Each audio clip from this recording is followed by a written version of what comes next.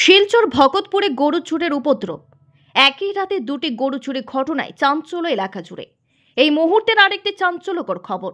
গভীর রাতে গোয়াল ঘর থেকে দুটি গরু চুরি করে পালালো চোরের দল। ঘটনাটি ঘটেছে শিলচর কাঁঠাল রোডের ভগতপুর এলাকায়। জানা গেছে, কাঁঠাল রোডের ভগতপুর এলাকার বাসিন্দা আমিন উদ্দিন লস্করে দুইটি গরু নিয়ে পালিয়ে যায় চোরের দল।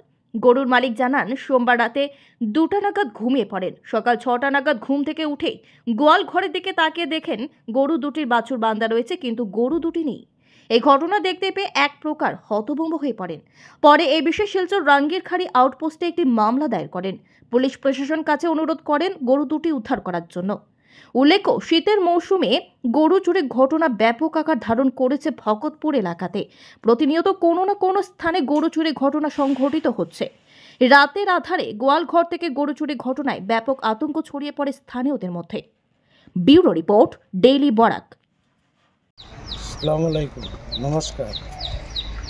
গতকাল যাইছি আমি আমিন উদ্দিন লস্কর, কাঁঠাল রোড, ভগতপুর নিবাসী। আমার এখান থেকে গরু গড় হইতে 2টা গাভী কালকে গতকালকে রাত্রে চুরি হয়ে গেছে। 2টার বর্তমানে বাচ্চাও আছে। এরপর রাতে 2টার সময় চেক করিয়া দেখছি না গরু আছে গরুর মধ্যে। এরপর গিয়ে ঘুমাইছি। এরপরে সকালে উঠিয়া চাইয়া দেখি যে আমার গরু 2টা নাই। একটা লাল আর একটা হইল নেড়া লাল, বুঝছি না। এছাড়া আপনার এই গ্রামে গঞ্জে বেজানো আজকাল গরু চুরি হইতেছে।